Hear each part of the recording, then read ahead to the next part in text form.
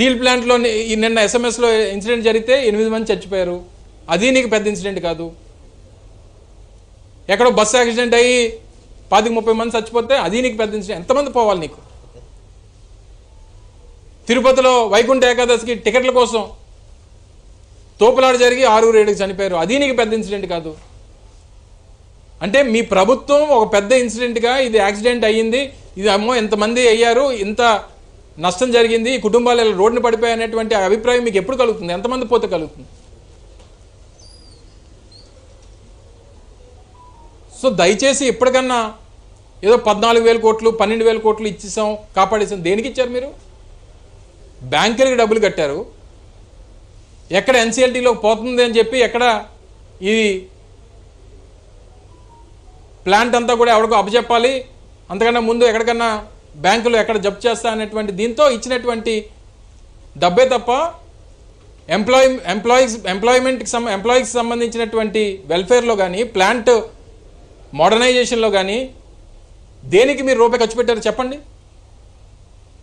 ఇచ్చినటువంటి డబ్బు ఎంప్లాయీస్ని తొలగించేటువంటి దానికి, విఆర్ఎస్ ఇవ్వడానికి, దానికి డబ్బు ఖర్చు పెట్టారు. బ్యాంకుల్లో ఉన్నటువంటి బకాయిలు డ్యూ అయిపోతే దానికి కట్టారు తప్ప ఎంప్లాయీ వెల్ఫేర్కి సంబంధించి కానీ, ప్లాంట్ వెల్ఫేర్కి సంబంధించి కానీ, ఎంప్లాయీ సేఫ్టీకి సంబంధించి కానీ, ప్లాంట్ మోడర్నైజేషన్కి సంబంధించి కానీ ఏ ఒక్క రూపాయి ఖర్చు పెట్టారు చెప్పండి? నిస్సిగ్గుగా వచ్చి దయచేసి రాజకీయాలు ఇటువంటి సందర్భాలు కూడా మాట్లాడకూడదు అనేటువంటి కనీస జ్ఞానం లేకుండా మీరు మాట్లాడుతూ ఉన్నారని అంటే ప్రజలు క్షమించరు అనేటువంటి విషయాన్ని దయచేసి గమనించమని చెప్పి కోరుకుంటూ, ఇంకా ఇప్పటికన్నా మీరు చేసినటువంటి వ్యాఖ్యలకి కార్మికులకి, కార్మిక సంఘాలకి, చనిపోయినటువంటి కుటుంబ ప్రాణాలు పోయినటువంటి ఆ కుటుంబ సభ్యులకి తక్షణమే క్షమాపణ చెప్పాలని చెప్పి డిమాండ్ చేస్తూ ఉన్నాం. మీ చేతగానితనం వల్ల కేవలం ఇవి కూటమి ప్రభుత్వం హత్యలుగానే చూస్తాం. దాంతోపాటు ₹1 కోటి నష్టపరిహారం వారికి చెల్లించాలని చెప్పి కోరుతా ఉన్నాం. ఆ కుటుంబాలను ఆదుకోవాలని చెప్పి 2012లో ఇన్సిడెంట్ జరిగినప్పుడే 25 లక్షలు ఇచ్చారు.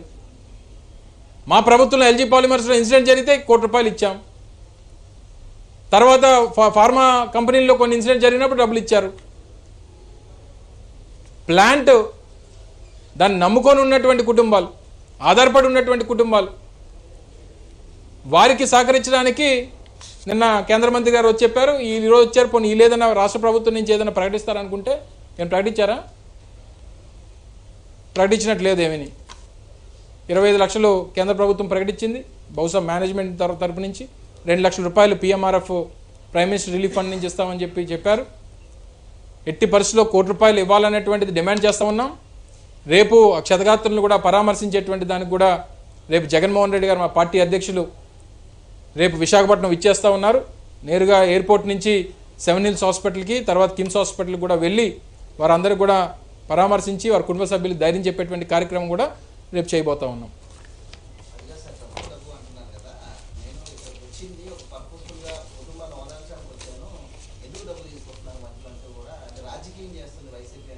అసలు వైసీపీ ఎక్కడుందండి? అసలు ఈరోజు జరిగినటువంటి అక్కడ ఇన్సిడెంట్లో మార్నింగ్ వైసీపీ నాయకులు